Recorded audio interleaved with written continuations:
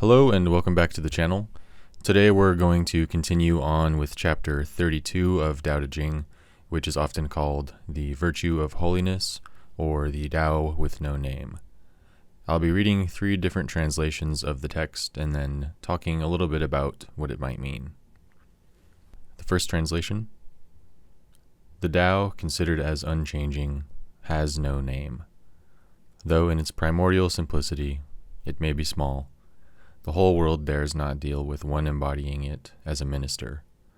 If a feudal prince or the king could guard and hold it, all would spontaneously submit themselves to him. Heaven and earth, under its guidance, unite together and send down the sweet dew, which, without the directions of men, reaches equally everywhere as of its own accord. As soon as it proceeds to action, it has a name. When it once has that name, men can know to rest in it. When they know to rest in it, they can be free from all risk of failure and error. The relation of the Tao to all in the world is like that of the great rivers and seas to the streams from the valleys. The next translation: Reason, in its eternal aspect, is unnameable. Although its simplicity seems insignificant, the whole world does not dare to suppress it. If princes and kings could keep it, the 10,000 things would of themselves pay homage. Heaven and earth would unite in dripping sweet dew, and the people with no one to command them would of themselves be righteous. As soon as reason creates order, it becomes nameable. Whenever the nameable in its turn acquires existence, one learns to know when to stop. By knowing when to stop, one avoids danger. To illustrate reason's relation to the world, we compare it to streams and creeks in their course towards rivers and the ocean. And the final translation: Tao in its eternal aspect is unnameable. Its simplicity appears insignificant, but the whole world cannot control it. If princes and kings employ it, every one of themselves will pay willing homage. Heaven and earth by it are harmoniously combined and drop sweet dew. People will have no need of rulers, because of themselves they will be righteous. As soon as Tao expresses itself in orderly creation, then it becomes comprehensible. When one recognizes the presence of Tao, he understands where to stop. Knowing where to stop, he is free from danger. To illustrate the nature of Tao's place in the universe, Tao is like the brooks and streams in their relation to the great rivers and the ocean. So we are told that the Tao always remains nameless, and although it is simple in its nature, it cannot be understood. If we were able to grasp it, the world of things would obey. Maybe even the earth would unite with the heavens, and sweet drops of dew would fall down from the skies. The Tao can maybe be thought of as the whole, the one, the Godhead, perhaps, the nothing before the Big Bang, which contained the creative potential to become a universe and to multiply itself into so many parts. In the same way, the natural world itself can be seen as a whole system when looked at from a slightly more zoomed out perspective. Once we begin to divide the whole into parts, labeling and naming them, putting them into their little boxes and filing them away, knowing how different parts of any system work in relation to the entire system isn't a bad thing, but confusing the parts as separate phenomena may just be one of the most major ills we have thought ourselves into as a society of people. To quote a song called Lateralis from the band Tool, which surely some of you have heard at some point, overthinking, overanalyzing separates the body from the mind. So, when we obsess about the finer details, we tend to miss the experience and find ourselves detached because we are always criticizing things. It's kind of like when people go hiking and start to take pictures of everything. You know, all the scenic views, pictures of themselves and their friend or their loved one.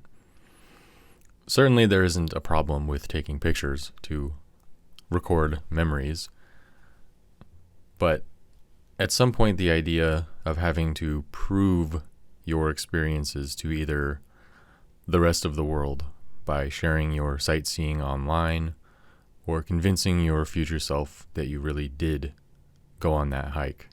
And here's a picture to prove it. Is to me just proof that there is some strange duality going on between the body and the mind, or the knower and the known. When we really stop to think about it, what we think of as ourselves is very narrow. Just as I said before, we can think of our world as a system, or perhaps we can think of the planet as one organism in some sense. Smaller systems are nested within the larger one, such as the water cycle, specific ecosystems, rainforests, your town, your household, your own body, and so on. But in our usual way of thinking about ourselves, we think that events happening within our own bodies are somehow things that happen to us in the exact same way that something else happens outside of us.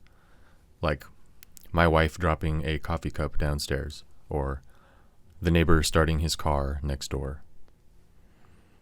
Within my own body, I may think that I'm having an allergy attack, and it's somehow disconnected from me.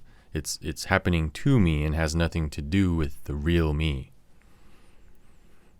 I tend to think that this way of thinking has been applied to nearly everything in our lives.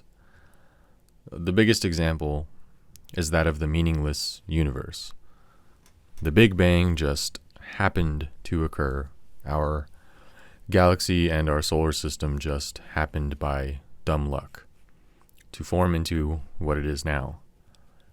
Our moon is perfectly proportioned and perfectly distanced from our planet to allow for gravity and tides. DNA was formed in some lava vent in the deep ocean because a bunch of stuff was flowing around and smacking into each other. And even this moment of the birth of life was actually just a mistake.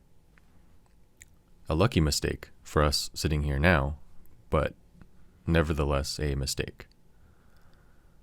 Through the entire history of the planet, this DNA has explored its own possibilities of physical form through the various types of microscopic organisms all the way to the animal kingdom.